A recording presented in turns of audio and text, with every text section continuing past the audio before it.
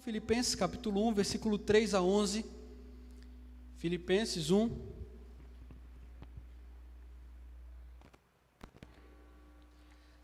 a 11,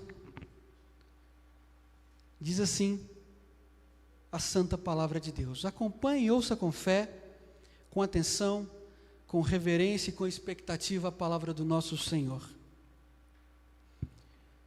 Dou graças ao meu Deus por tudo o que recordo de vós, fazendo sempre com alegria súplicas por todos vós em todas as minhas orações, pela vossa cooperação no Evangelho, desde o primeiro dia até agora. Estou plenamente certo de que aquele que começou boa obra em vós, há de completá-la até ao dia de Cristo Jesus. Aliás, é justo que eu assim pense de todos vós, porque vos trago no coração, seja nas minhas algemas, seja na defesa e confirmação do Evangelho, pois todos sois participantes da graça comigo. Pois minha testemunha é Deus, da saudade que tenho de todos vós, na terna misericórdia em Cristo Jesus. E também faço esta oração, que o vosso amor aumente mais e mais em pleno conhecimento e toda a percepção, para aprovardes as coisas excelentes e serdes sinceros e inculpáveis para o dia de Cristo, cheios do fruto de justiça, o qual é mediante Jesus Cristo, para a glória e louvor de Deus. Vamos falar com o nosso Senhor. Pai bendito, estamos diante da sua palavra. Soberano Deus, o Senhor sabe que de mim mesmo eu não tenho nada de bom, não tenho nada útil para oferecer de minha própria boca, mas eu me coloco aqui, ó soberano Senhor, confiado na tua palavra, que o teu Santo Espírito me use poderosamente como instrumento em tuas mãos, que o Senhor cresça e eu diminua, que o seu nome seja engrandecido aqui. E Pai, eu também oro, para que o Senhor abra os corações dos meus irmãos, para que o Senhor escancare as portas das mentes, para que eles sejam alimentados, consolados, confrontados pela tua palavra. Em nome de Cristo Jesus, usa-me, ó Deus, para a tua própria glória, exalta-te a ti mesmo. É a nossa oração que fazemos, no nome do nosso Redentor, Cristo Jesus. Amém. Queridos irmãos, tem um grupo que tem crescido muito nos nossos dias, inclusive nos dias de pandemia, que é um grupo de pessoas que ficaram denominados desigrejados. Desigrejados. Esse grupo, essas pessoas, as pessoas que aderem a esse grupo, que fazem parte do grupo dos desigrejados, eles acreditam e defendem que a igreja não é relevante, de que eu posso viver tranquilamente sem fazer parte do corpo de Cristo, que eu posso ter o meu ministério Cristo em casa, ministério lá no meu lar, servir a Deus apenas com a minha família. Esse grupo tem crescido, de fato, porque a maioria das pessoas não gostam de compromisso ou de relacionamentos. É difícil, de fato, se relacionar. Não é fácil eu abrir a minha vida para pessoas que não fazem parte do meu cotidiano diário. Não é fácil eu expor as minhas fraquezas para pessoas que talvez eu não tenha tanta intimidade. É por isso que é muito mais fácil eu então dizer que eu posso servir a Cristo apenas da minha casa. Mas nós bem sabemos, na carta que o autor aos Hebreus escreve, ele diz lá no capítulo 10, irmãos, não deixai-vos de congregar, como é costume de alguns. Todavia, a igreja vai muito além de meramente congregar. Não é simplesmente estar presente aqui fisicamente no endereço, na igreja presbiteriana do Jardim Zuleika, ou no Valparaíso, ou na Ocidental, ou no Jardim Gá, ou onde quer que você congregue. Vai muito além fazer parte de um corpo de Cristo do que meramente ser frequentador. E nós vamos aprender com o apóstolo Paulo, o relacionamento que ele tem com esses irmãos de Filipos, sobre a importância, os benefícios e bênçãos que nós desfrutamos quando nos envolvemos com o corpo de Cristo. O que a igreja representa para você? Qual relevância tem a igreja para você? Você considera a igreja algo essencial para a sua vida e para a sua família? Para o crescimento do seu casamento? Para o crescimento dos seus filhos? Será que de fato a igreja para você tem relevância? Ou você apenas se tornou um mero frequentador de igreja? Nós vamos aprender e ser confrontados com o apóstolo Paulo nessa noite, entendendo um pouquinho, por que eu tenho que me envolver com a igreja, nação? Por que eu tenho que me relacionar, nação? Por que eu tenho que sair do meu comodismo, do meu conforto? Por que eu tenho que então me envolver com um povo pecador, que talvez eu nem conheça direito? É sobre isso que a gente vai aprender um pouquinho. Mas antes, deixa eu explicar um pouquinho quem escreve. Paulo. O apóstolo Paulo, ele escreve essa carta num contexto que ele está preso, lá em Roma.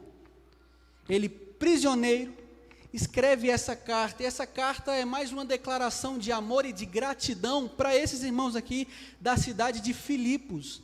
Isso porque esses irmãos abençoaram imensamente o ministério de Paulo, mandando sustento, dinheiro, donativos, mantimentos. É por isso que Paulo, nessa sessão aqui, nesse texto que a gente acabou de ler, fala exatamente de ações de graças. E ele vai enviar essa carta por meio de um homem chamado Epafrodito.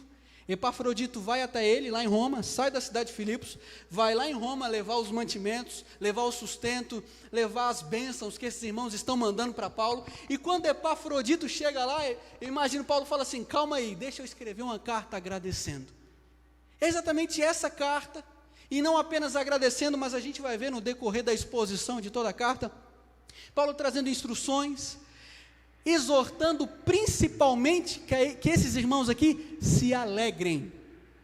O assunto principal dessa carta é regozijo, alegria, júbilo. Imagina, Paulo está preso, em cadeias, algemado. Comentaristas afirmam que tinha em cada um dos seus braços um soldado algemado, e ainda assim ele instrui e exorta esses irmãos a viverem a alegria. E é basicamente isso que você vai ouvir todo domingo, sobre alegria no Senhor.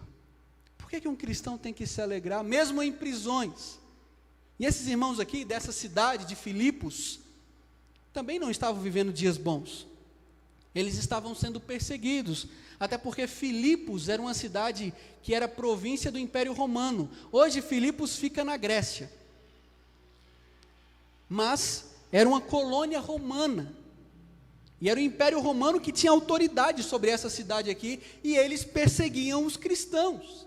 Além disso, a gente vai ver no capítulo 4 que estava tendo conflitos dentro dessa igreja, mas apesar de tudo isso, Paulo vai falar de um relacionamento lindo, de um relacionamento profundo com o corpo de Cristo, instruindo e exortando esses irmãos a se alegrarem.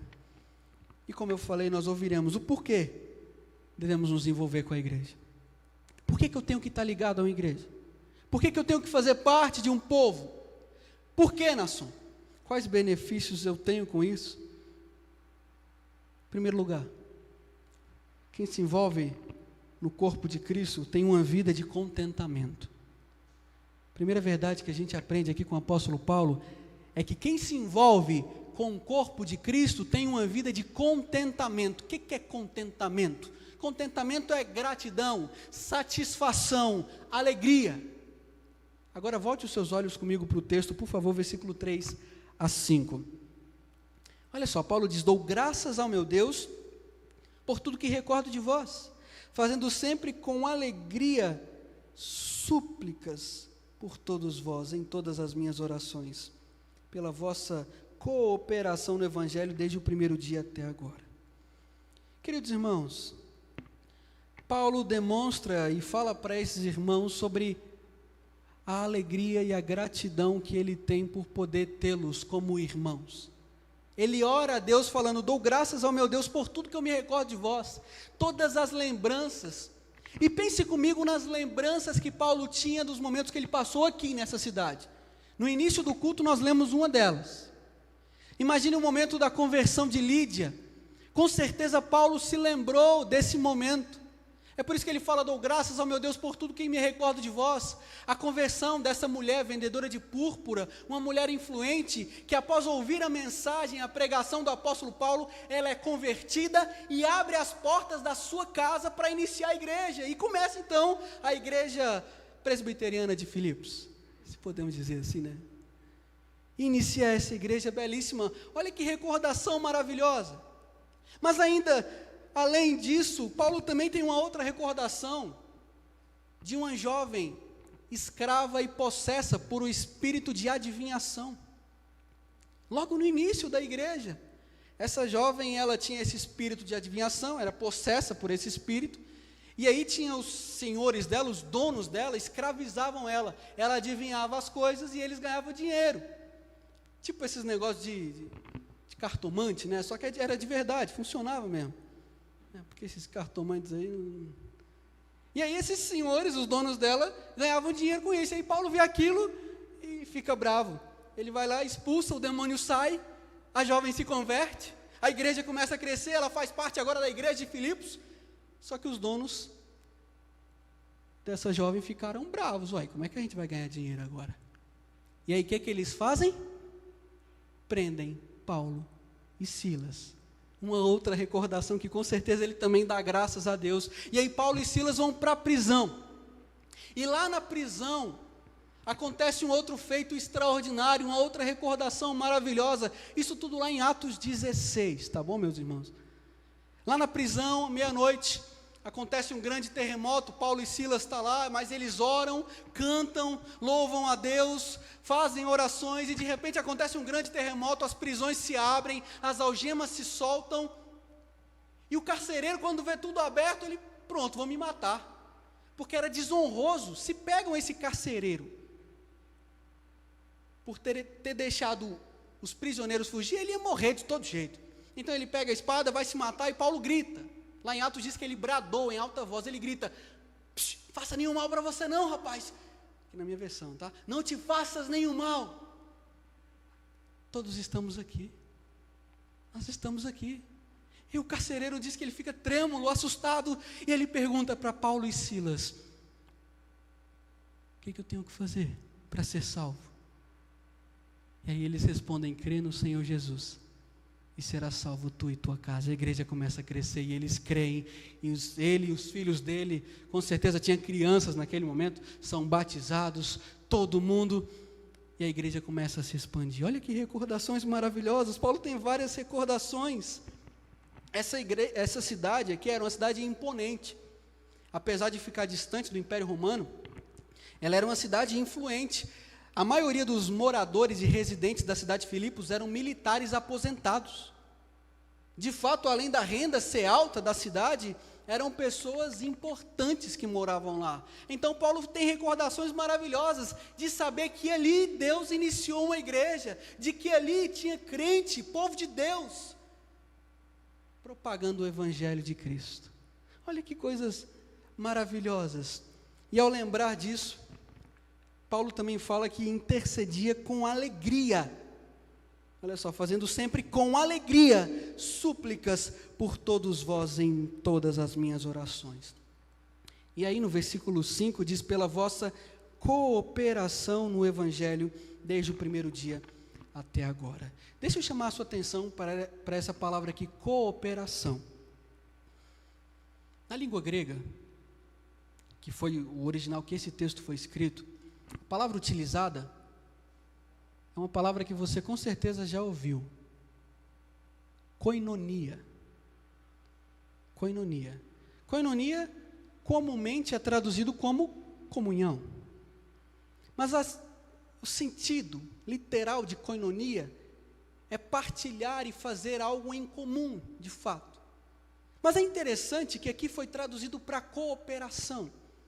Paulo está agradecendo a Deus com alegria, intercedendo a Deus com alegria por esses irmãos, porque esses irmãos desfrutam da verdadeira koinonia. Tá, o que é koinonia? Koinonia não é meramente eu sair para comer um pão de queijo com os meus irmãos. Isso também faz parte, mas não é só isso. Koinonia é quando nos juntamos com um alvo em comum. E qual que era o alvo deles? propagação do Evangelho, o crescimento do Evangelho. Essa é a verdadeira koinonia. É quando estamos de fato unidos com esse pensamento. Crescer o Evangelho, crescer o reino, ser instrumento de Deus. E sabe como é que esses irmãos aplicavam e viviam essa koinonia? Sustentando Paulo. E não apenas sustentando, é claro que dando continuidade à igreja ali, mas o que Paulo está agradecendo é exatamente pelo sustento que ele recebe dos irmãos de Filipos. No capítulo 4, se você quiser dar uma idinha lá no versículo 15, diz assim: e sabeis também vós, ó filipenses, que no início do Evangelho, quando parti da Macedônia, nenhuma igreja se associou comigo no tocante a dar e receber, senão unicamente vós outros. Essa igreja tinha sustentado Paulo por pelo menos 3 vezes. Ela de fato mantinha o apóstolo Paulo em Tessalônica, foram eles, em Corinto, e agora Paulo preso em Roma, a igreja também manda mantimentos para ele. É por isso que Paulo com muita alegria fala: dou graças ao meu Deus, porque vocês de fato estão vivendo a koinonia, vocês estão trabalhando na cooperação no Evangelho. Quando? Desde o início até agora, desde a casa de Lídia, desde o primeiro dia até o dia de hoje, vocês estão de fato cooperando no Evangelho. Koinonia. Koinonia. Você tem se envolvido com a igreja? Você tem procurado ser um instrumento de Deus para viver essa verdadeira koinonia descrita aqui? Você tem sido grato a Deus por tudo que Ele tem feito, por tudo que Ele já fez? Pode pensar lá no passado, nos pastores que passaram aqui, foram instrumentos de Deus e abençoaram essa igreja. Hoje, o quanto Deus tem nos abençoado, tem nos sustentado, nós temos inúmeros motivos para agradecermos a Deus e para desejarmos fazer parte dessa koinonia, nos envolvermos, trabalhar, propagar o Evangelho. Você, meu irmão, minha irmã, que está aí me assistindo, você que está aqui, você não foi chamado só para ficar sentado no banco. O corpo de Cristo é muito mais do que meramente vir à igreja. Nós somos chamados para nos envolvermos com a obra do Senhor, para trabalharmos na obra do Senhor, para de fato, como o apóstolo Paulo agradeceu por esses irmãos. Se envolva, que o seu coração seja desejoso por trabalhar. Talvez você não fale: mas eu não sei o que fazer. Vem falar comigo, tem muito trabalho para a gente fazer. Procura a gente. Fala: eu quero trabalhar, eu quero fazer alguma coisa. Eu quero me envolver, eu quero viver essa koinonia que os filipenses viviam. É muito cômodo eu vir para a igreja, ficar tranquilo. Mas o chamado de Deus para você não é isso. É de se envolver, de fato, no corpo de Cristo. E seja grato a Deus por tudo que Ele tem feito por nós.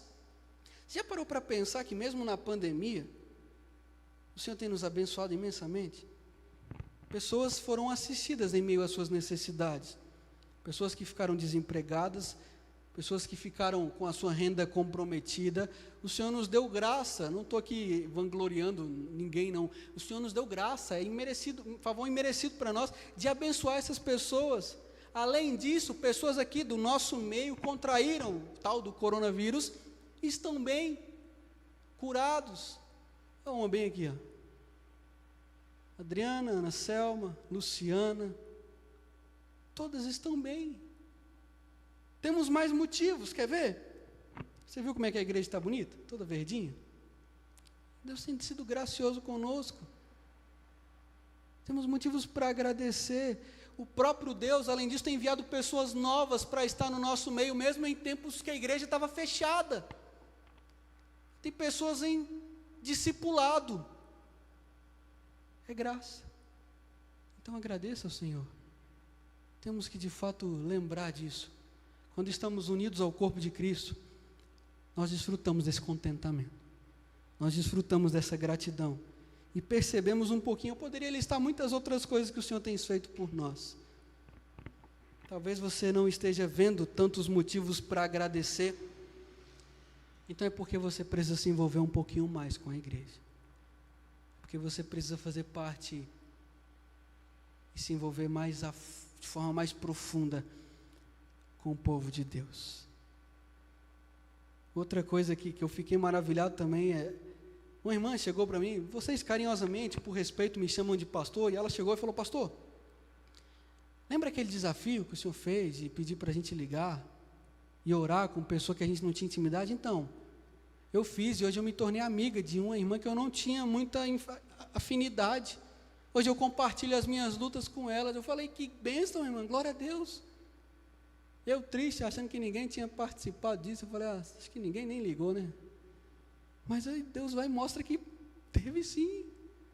Teve pessoas e frutos no momento da pandemia, onde igrejas pararam de vez. Tem igrejas que não teve mais nada, parou tudo.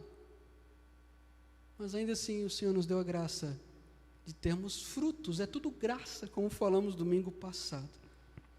Você tem vivido uma vida de contentamento? Viver no corpo de Cristo promove isso. Se você estiver ligado ao corpo de Cristo, se você se envolver no corpo de Cristo, você será uma pessoa muito mais grata. Eu tenho certeza disso. Muito mais satisfeita, muito mais contente, muito mais alegre. Porque o corpo de Cristo, ele promove isso. Mas em segundo lugar, meus irmãos, deixa eu caminhar. Nós estamos no questionamento: por que eu tenho que me envolver com o corpo de Cristo? Estamos vendo algumas bênçãos. A primeira delas é que o envolvimento com o corpo de Cristo promove contentamento. E em segundo lugar, o envolvimento com o corpo de Cristo também promove convicção. Eu me envolver com o corpo de Cristo, fazer parte do corpo de Cristo, isso me dá uma vida de convicção. Agora volte seus olhos do versículo 6 ao versículo 8. Estou plenamente certo de que aquele que começou boa obra em vós, há de completá-la até o dia de Cristo Jesus.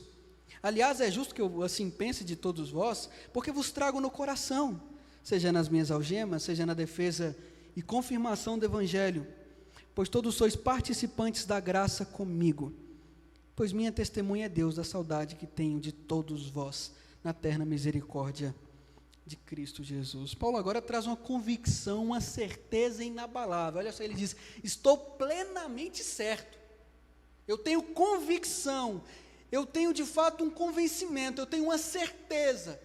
Uma tradução literal poderia dizer também, Paulo poderia estar falando também: estou persuadido, eu tenho certeza. Mas certeza do quê, nação? E ele continua: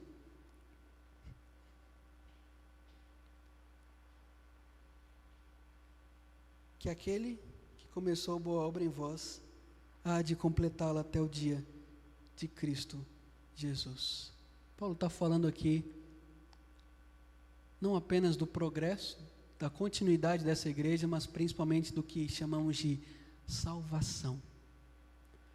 Ele está dizendo: eu estou plenamente certo que aquele que iniciou a obra de salvação em vocês, ele vai completá-la, ele vai finalizá-la, porque Paulo traz o agente da salvação. Quem que é o agente da salvação? É o próprio Deus. E se foi Deus que iniciou a obra de salvação, se foi Deus que começou a obra, esse propósito de salvação, esse mesmo Deus vai completar essa obra. É isso que Paulo está dizendo. Ele tem uma certeza inabalável, uma convicção certa, sendo redundante aqui, né? De que esses irmãos serão preservados e perseverarão até ao fim. E aí eu vou aprofundar um pouquinho isso aqui, e vou tentar explicar de forma simples, mas é alimento sólido para a gente. Como diria o meu amigo Vitor, uma feijoada, né? Presta bem atenção. Romanos 8,30 diz assim: e aos que predestinou, a esses também chamou, e aos que chamou, a esses também justificou, e aos que justificou, a esses também glorificou. Paulo escreve de uma eternidade a outra. Calma que eu vou explicar. Desde o início, o mesmo Deus que escolhe, elege, o mesmo Deus que te predestinou lá na eternidade, como diz em Efésios capítulo 1, Ele vos escolheu antes da fundação do mundo, é o mesmo Deus que vai nos glorificar, uma eternidade a outra. E aí, diante disso aqui, nós precisamos entender o seguinte: tem 3 tempos diferentes na salvação. justificação, santificação e glorificação. Termos técnicos, teologuês, termos teológicos, mas que nós precisamos entender para a nossa maturidade. Vamos lá, primeiro, justificação. O que é justificação? Justificação já aconteceu, é um ato único, onde Deus te declara justo por causa da obra de Cristo Jesus. O tribunal de Deus, você foi declarado justificado, porque a obra de Cristo é imputada a todo aquele que crê em Jesus. Então, se você crê em Jesus, você já está justificado. Paulo diz, já estou justificado com Cristo. Já estou justificado com Cristo. Segundo, a gente vai falar no terceiro ponto mais a fundo, por isso que eu vou ser mais raso nesse agora. Santificação. Santificação nós estamos em processo ainda. Santificação é progressiva. Ainda somos imperfeitos. Ainda lutamos contra o nosso pecado. Ainda lutamos contra o nosso velho homem. Mas é um processo que dia após dia vivenciamos. Eu tenho certeza que se você está em Cristo, você é muito mais maduro e mais santo do que você era há 2, 3 anos atrás. Porque a santificação faz isso. Quem está em Cristo não vive da mesma forma o tempo todo. Ela cresce. E terceiro, glorificação. É o dia que de fato o nosso corpo será transformado à imagem do corpo de Cristo. E não teremos mais a presença do pecado.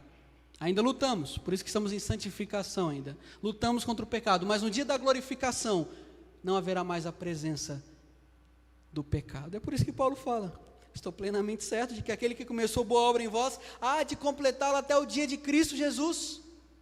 Esse mesmo Deus que iniciou a eleição, esse mesmo Deus que de fato escolheu vocês, o mesmo Deus que sustenta vocês aqui, sustentou até hoje, sustentará amanhã, vai glorificá-los no dia de Cristo Jesus.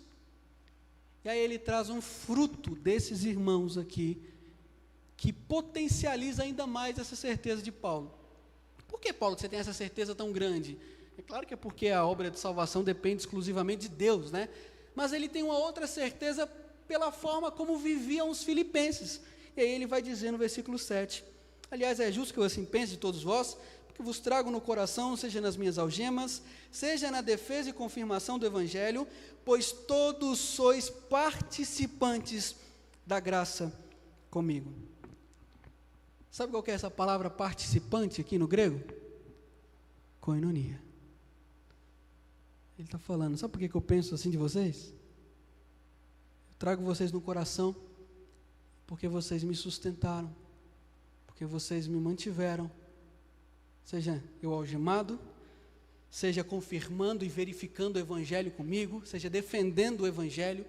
Essa palavra aí, confirmação do Evangelho, defesa é a palavra apologia, apologética, de fato defender o Evangelho. Paulo está falando, vocês estavam comigo em tudo isso, e me sustentando. E o sustento principal desses irmãos para com Paulo era o sustento financeiro mesmo.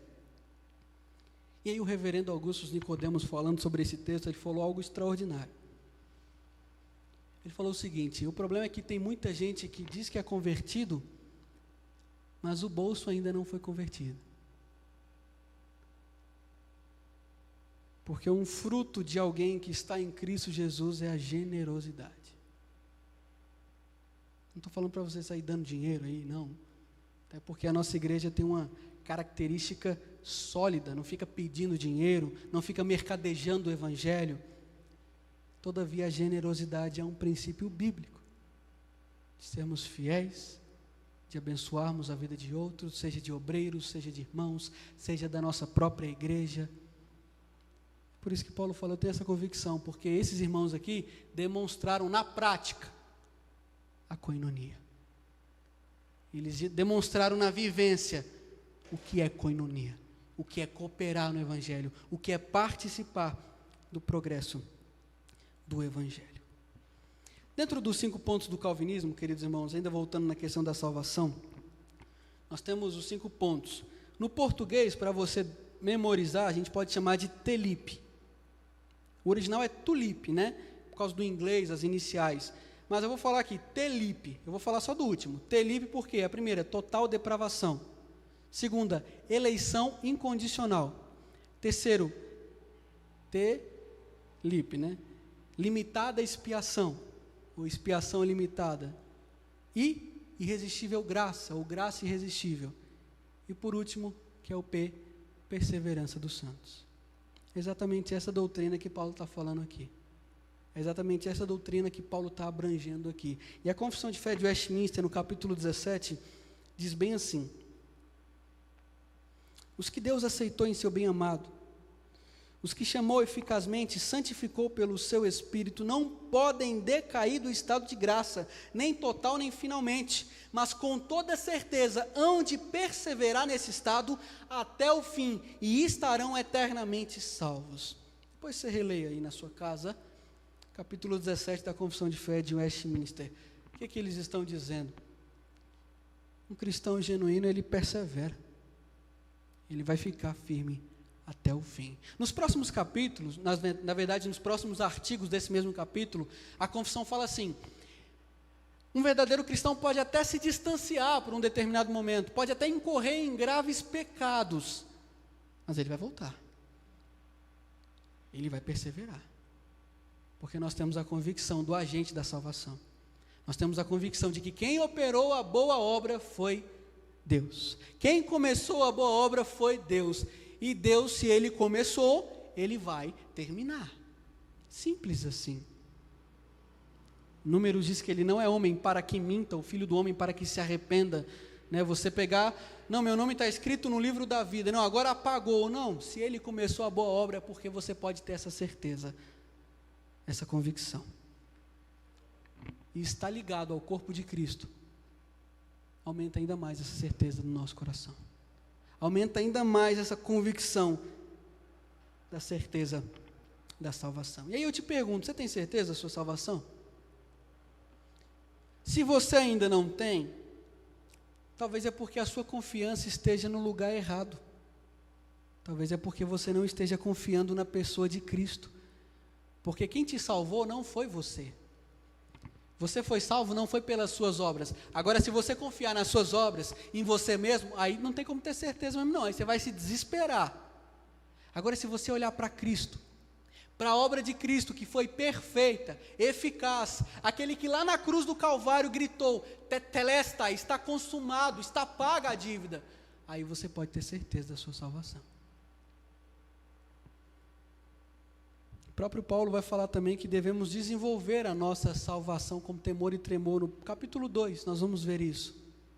O apóstolo Pedro também fala, escrevendo sobre isso, confirmai a vossa vocação. Nós temos que buscar trazer essa certeza ao nosso coração. É claro que o pecado nos faz titubear. Quando pecamos, as dúvidas sobrevêm. Quando pecamos, ficamos inquietos. Quando pecamos, ficamos incertos.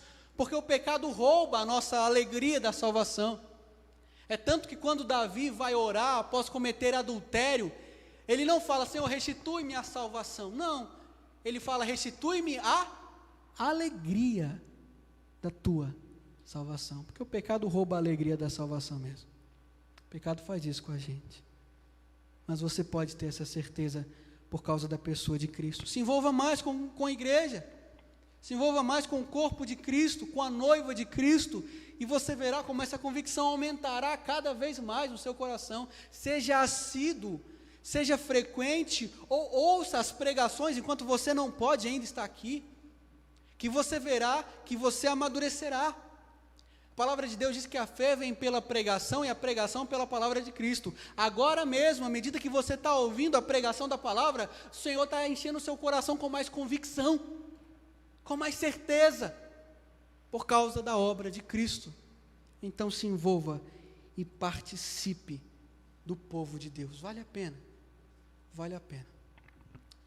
Agora a grande questão é que às vezes somos incoerentes, né? Nós falamos, não, Senhor, eu confio no Senhor para a minha salvação. Eu tenho certeza da minha salvação. Mas aí você anda ansioso. Você anda desesperado por coisas triviais dessa vida. Como é que você tem certeza que Deus te salva, mas não tem certeza que Ele vai cuidar de você no seu sustento, no amanhã? Percebe como somos muito incoerentes às vezes? Mas o que nos conforta é que essa certeza é a despeito de nós, apesar de nós. Essa salvação independe dos meus méritos, até porque eu não tenho mérito nenhum em mim mesmo. Você não tem nada de bom em si mesmo, mas o Senhor te salvou e te amou. Dwight Moody, um grande evangelista, homem de Deus, ele falava algo muito legal. Ele dizia assim, tem duas formas de você viajar para o céu: de primeira classe, mais confortável, né? Ou de segunda classe, econômica. Não é muito legal de segunda classe. E ele falava, a segunda classe é o Salmo 56:3. No dia que eu temer, hei de confiar em ti. Essa é a segunda classe, é mais econômica. O dia que eu temer, hei de confiar em ti. Só que ele falava assim, eu quero viajar de primeira classe. Isaías 12:2. Deus é o meu Salvador, eu confiarei e não temerei. Ele dizia, vamos fazer o possível para viajar de primeira classe. Que o Senhor aumente essa convicção no nosso coração, essa certeza inabalável de que Ele nos salvou e que Ele mesmo nos fará perseverar até o fim. Amém? Mas em último lugar, nós estamos vendo o porquê, aprendendo com o relacionamento de Paulo, com esses irmãos aqui de Filipos, por que eu tenho que me envolver com o corpo de Cristo, nação? Nós vimos que quem se envolve com o corpo de Cristo tem uma vida de contentamento, tem uma vida de gratidão. Paulo é um exemplo claro disso. Nós vimos também que quem se envolve no corpo de Cristo tem uma vida de convicção, tem certeza. Paulo fala, estou plenamente certo. Aquele que começou a boa obra em vós há de completá-la. Mas em último lugar, quem se envolve no corpo de Cristo também tem uma vida de santificação. Por isso que eu falei que ia voltar nesse tópico agora. Quem se envolve no corpo de Cristo tem uma vida de santificação. Versículo 9 ao versículo 11. Agora acompanhe comigo, por favor, a leitura. E também faço esta oração, que o vosso amor aumente mais e mais em pleno conhecimento e toda a percepção, para aprovardes as coisas excelentes e serdes sinceros e inculpáveis para o dia de Cristo, cheios do fruto de justiça, o qual é mediante Jesus Cristo, para a glória e louvor de Deus. Queridos irmãos, Paulo agora muda um pouquinho a finalidade da oração dele. Vocês viram que no início ele começa orando agradecendo, né? Dou graças ao meu Deus. Agora ele vai orar pelo crescimento desses irmãos. E preste bem atenção nisso aqui que eu já vou falar. O fato de termos a certeza da salvação, o fato de confiarmos na soberania de Deus, de termos essa convicção inabalável, não anula a nossa responsabilidade de pedir a Deus que nos mantenha de pé. Parece algo contraditório, oposto, mas não é. A soberania de Deus não é oposta à responsabilidade humana. Ainda que tenhamos essa convicção, não é errado eu orar, Senhor, me ajude a perseverar até o fim. Senhor, me ajude a não cair. Senhor, livra-me de mim mesmo. Senhor, não me deixe entregue aos meus próprios sentimentos, ao meu próprio coração. Porque a soberania de Deus não anula isso. É tanto que Paulo está orando exatamente pela santificação desses irmãos. Ele começa orando, também faço esta oração, que o vosso amor aumente mais e mais em pleno conhecimento e toda percepção. Note que Paulo está pedindo para que Deus aumente o amor deles. Aqui você nunca vai estar vivendo de um jeito e falar assim, não, eu já amo bastante. Eu já amo meu irmão Djalma suficiente. Não precisa de eu amar mais. Não tem isso. A gente tem que aumentar o nosso amor cada vez mais. Só que o amor que Paulo descreve aqui não é esse amor utópico, esse amor romantizado do Evangelho, que algumas pessoas gostam de acreditar. Ah, não, eu queria uma igreja que as pessoas me abraçassem mais, cuidassem mais de mim. Não, é um amor que de fato tem fundamento. É esse amor que Paulo está falando, um amor em pleno conhecimento e toda percepção, um amor fundamentado no Evangelho. Não é um amor falso, um amor romantizado, um amor que as pessoas acham que podem viver, mas não podem. É um amor que tem dificuldade sim, tem conflitos no meio desse amor, tem desavenças. Nós vamos ver duas mulheres aqui em desavenças, Evódia e Sintique. Tem provações, tem decepções, tem desânimos, tem frustrações no meio desse amor do povo de Deus, mas Paulo ora que o vosso amor aumente mais e mais, em pleno conhecimento e toda percepção. E aí ele continua: para aprovardes as coisas excelentes e serdes sinceros e inculpáveis para o dia de Cristo. Olha só, primeiro ele fala: eu estou orando para que vocês saibam discernir o que é certo e o que é errado. Eu não sei quantos lembram aqui, quando a gente pregou em Gálatas, que tinham aqueles falsos mestres enganando o povo da Galácia. Aqui também tem um povinho assim. Aqui também tem uns falsos mestres que também estão querendo enganar. Não está tão feio quanto estava lá em Gálatas, na região da Galácia, mas aqui também tem. É por isso que ele está orando: para aprovardes as coisas excelentes e serdes sinceros, para que vocês saibam discernir o que é certo e errado. E aí ele fala: serdes sinceros e inculpáveis para o dia de Cristo. Inculpáveis, essa palavra é pesada, né? Você tem buscado ser inculpável no seu proceder? Você tem buscado ser inculpável nos seus pensamentos? No seu casamento? A forma como você trata o seu marido, a sua esposa, os seus filhos, os seus pais? Você é alguém inculpável? Quando vivemos no corpo de Cristo, o corpo de Cristo nos proporciona essa santificação. Calma, de fato você não é perfeito e você não vai atingir a perfeição aqui. Mas isso não é justificativa para você dizer: não, eu nasci assim, vou crescer assim, cresci assim, vou morrer assim. Gabriela, síndrome de Gabriela, né? Não. O cristão verdadeiro, ele cresce sim. Ele amadurece sim. Ele não vive na prática de pecados rotineiros. Ele não tem pecadinhos de estimação, né, como chamamos. Ele cresce. Então ore a Deus. Se você tem lutado contra algum pecado, ore a Deus e peça: Senhor, eu preciso abandonar isso, porque isso não faz parte do meu proceder. E se você tem tido dificuldade, procure ajuda aqui, no corpo de Cristo. Tem irmãos sábios aqui no nosso meio, que você pode ligar: eu estou tendo dificuldade com a pornografia, com o adultério, a prostituição, com a mentira, eu minto demais, eu tenho inveja. Procure ajuda. No corpo de Cristo você é fortalecido para buscar a santidade, a santificação. E Paulo continua orando, falando aqui da sua oração.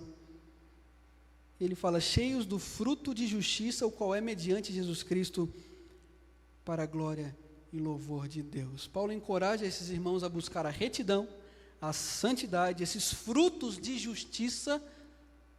Quem é justo? A gente viu, é Jesus. Ou seja, buscar os frutos de Cristo Jesus. Basicamente isso. Nós resumimos muito, né, santificação como isso: ser parecido com Jesus. É simples. Isso é santificação. E aí essa busca por santificação desemboca num louvor doxológico. O que é isso? Um louvor que glorifica a Deus, mediante Jesus Cristo, para a glória e louvor de Deus. Após orar e pedir isso, ele pede com um único propósito: a glória de Deus.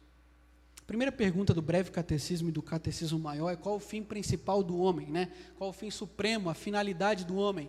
É glorificar a Deus e gozá-lo para sempre, desfrutá-lo para sempre, se alegrar nele para sempre. Esse é o nosso fim. Você busca a santificação, não é para você se vangloriar e dizer: agora eu estou bom, agora eu estou santo, menino, olha só, agora eu quero ver alguém melhor do que eu. Não. Você busca a santidade, a santificação para a glória de Deus. Para a glória de Deus. Na verdade, tudo que você faz é para a glória de Deus. Paulo fala, 1 aos Coríntios 10:31, quer comais, quer bebais, ou façais outra coisa qualquer, fazei tudo para a glória de Deus. Eu gosto muito quando Paulo usa uma ilustração de despir do velho homem, como se tirar a roupa. Isso que é santificação. Eu tirar a roupa do velho homem e me revestir com a roupa do novo homem, criado à imagem e semelhança de Jesus Cristo. É eu tirar essa roupa das minhas mazelas, dos meus desejos feios e sujos e me revestir dos desejos de Cristo Jesus. Isso que é santidade. E o próprio Jesus disse: sede santos, porque eu sou santo. Logo, a santidade não é uma utopia, não é uma mentira, não é algo difícil, não é algo que você avista no horizonte lá longe. Não, é uma realidade que você pode desfrutar dela sim. Porque Jesus disse: sede santos. Então, meu irmão, é consolo para mim e para você. Talvez você tenha lutado com o pecado há anos, talvez você tenha lutado com a dificuldade por muito tempo. A esperança para você: você pode ser santo sim. Você ainda vai tropeçar aqui, essa santidade ainda é imperfeita. De vez em quando a gente cai. Mas essa semana eu vi uma frase que eu achei fantástica. É mais ou menos assim: a ovelha pode até cair na lama, mas só os porcos rolam nela. O crente pode até cair, mas ele não vai ficar lá rolando lá não. Ele vai levantar e vai se lavar logo. Vai buscar a purificação que é encontrada apenas em Cristo Jesus. E somente nele. Busque isso, meus queridos irmãos. A palavra de Deus também nos afirma: santificai-vos hoje, porque amanhã o Senhor fará maravilhas no meio de vós. Não, amanhã não, é hoje, agora. Eu não sei o que você tem buscado, não sei quais são os seus desejos. É hoje, busque a santidade hoje, a partir de hoje, agora. Deixa de ser um crente fraco, deixemos de ser crentes medíocres, medianos, e vamos amadurecer. Vamos buscar a santidade, a santificação, sermos crentes maduros, estáveis. A grande verdade é que tem muita gente que é instável emocionalmente também, porque não se envolve no corpo de Cristo, porque não tem santidade. E aí fica oscilando o tempo todo, está cheio de altos e baixos. A vida do crente é assim mesmo. Mas hoje eu estou bem, amanhã eu estou fraco, estou ruim, estou desanimado. Queridos irmãos, Paulo está escrevendo da cadeia. E você vai ver Paulo falando: alegrai-vos sempre no Senhor. Outra vez digo: alegrai-vos. Paulo da cadeia está escrevendo que está orando por eles para que o amor aumente mais e mais, para que eles sejam sinceros e inculpáveis. Então nós podemos sim buscar a santificação. Mas eu quero te dizer que sozinho você não vai conseguir mesmo não, tá bom? Sozinho você não pode. Mas em Cristo Jesus você pode. É só por causa dele. É tanto que Paulo fala: já estou crucificado com Cristo. Logo já não sou eu quem vive, mas Cristo vive em mim. Despir-se do velho homem, revestir do novo homem. Deixar o velho nação, a minha natureza suja, corrompida, e buscar viver como Cristo viveria. Tem um livro que é cheio de heresias, né? Mas o sentido é interessante. E tem um filme também. No filme eu não li o livro, na verdade, mas no filme eu não vi tantas heresias, né?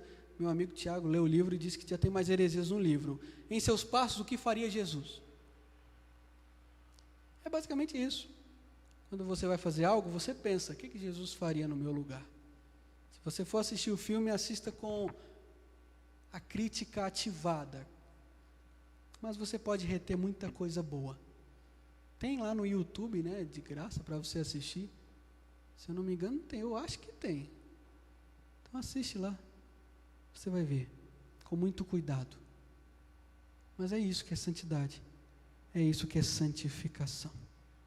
E unido ao corpo de Cristo, tudo fica mais fácil. Concluo te perguntando, meu querido irmão, minha querida irmã, como é que é a sua vida na igreja hoje? Você tem vontade de ter uma vida de contentamento? De ter uma vida de gratidão, uma vida de alegria? Se envolva mais no corpo de Cristo. Você tem vontade de ter uma vida de convicção, uma fé estável, inabalável, deixar de ser imaturo, menino na fé? Se envolva mais no corpo de Cristo. Você tem vontade de ter uma vida de santidade, ser mais santo, ser puro, ser perfeito como Cristo? Se envolva mais no corpo de Cristo. E aqui eu vou falar uma frase para você, pode postar no Facebook, hashtag: quem não se relaciona com a noiva, não se relaciona com o noivo. Quem não tem relacionamento com a noiva, não tem como dizer que tem relacionamento com o noivo. É simples e direto. Como que eu vou dizer para você, meu amigo Rafael, olha, Rafael, até gosto de você, mas Alau, não tem jeito, né, Rafa? Como é que vai ser amigo? É basicamente isso. Como é que eu vou ter relacionamento com Cristo se eu não tenho relacionamento com a noiva de Cristo, que é a igreja? Termino com aplicações finais e rápidas, além de tudo que a gente já viu. Primeiro, o que a gente aprende com Paulo? E aqui essas aplicações aqui são literalmente algo que eu aprendi com o reverendo Augusto Nicodemos, para não dizer que eu estou plagiando. O que a gente aprende com o apóstolo Paulo? Primeiro, interceda pelos seus irmãos. Talvez você que está aí me assistindo, você não pode estar aqui, você está preso dentro de casa, mas você pode orar. Isso você pode fazer. Vocês também. Não estamos impedidos de orar. Mesmo preso, Paulo ora. Outra coisa que a gente aprende com Paulo é sermos gratos pelas bênçãos recebidas. Mesmo numa prisão, mesmo diante de dificuldades, mesmo em meio à pandemia, em meio a problemas familiares, problemas difíceis, nós temos que ser gratos. Paulo foi. Mas também temos o que aprender com os filipenses, esses irmãos aqui da cidade de Filipos. Primeiro, que a fé salvadora produz mudança de vida. Quando você de fato é um verdadeiro crente, isso vai mudar a sua vida. Lembra de Lídia? Lembra da jovem possessa? Lembra do carcereiro? Todos filipenses. E outra coisa é que as pessoas que são salvas se tornam generosas. E aí eu te pergunto, seu bolso já é convertido? Você tem um coração aberto para ajudar, abençoar? Não apenas a igreja, mas as pessoas. E com a própria passagem eu relembro para vocês sobre aquela doutrina maravilhosa da perseverança dos santos.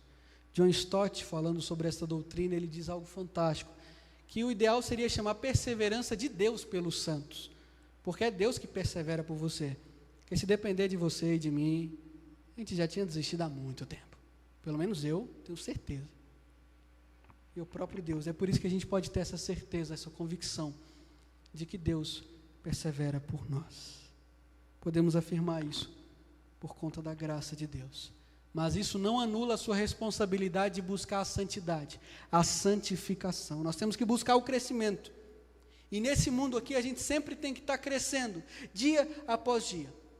E existe uma lindíssima e belíssima harmonia entre a soberania de Deus e a sua vida de oração, de responsabilidade. Deus salva, persevera cristãos utilizando um instrumento maravilhoso chamado meio de graça, que é a oração. Eu posso orar: Senhor, me mantém de pé, Senhor, não me deixes cair em tentação, como o próprio Jesus orou, mas ainda assim está confiante na soberania de Deus. Que o Senhor te abençoe, querido irmão. E a minha oração é que o seu desejo para se envolver com o corpo de Cristo, que está me assistindo, vocês que estão aqui, que o desejo de vocês aumente mais e mais. Vamos orar? Querido Deus, obrigado pela tua palavra. Obrigado, Senhor, pelo teu servo apóstolo Paulo, que escreveu essas palavras há mais de 2000 anos, mas que são tão relevantes e atuais para nós. Obrigado, Senhor, pela igreja de Filipos, que também tem tanto a nos ensinar.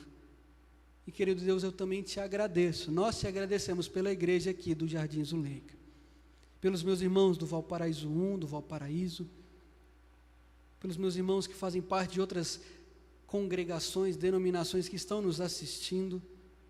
Obrigado, Deus, pela igreja que nós temos. Obrigado, Deus, pelo corpo de Cristo que o Senhor coloca aqui. Essa parte, esse pedacinho, para que possamos nos envolver. E desperte na tua igreja, ó Deus, desperte em nós uma sede insaciável, um desejo grandioso de trabalharmos na seara, de sermos cooperadores, participantes no progresso do Evangelho. Querido Deus, a nossa igreja faz parte de um lugar terrível. Ah, Senhor, temos pelo menos 12 prostíbulos aqui do nosso lado. Nos ajude a ser sal e luz aqui nesse lugar, a fazermos diferença nesse lugar. É a nossa súplica, a nossa oração em nome de Jesus. Amém.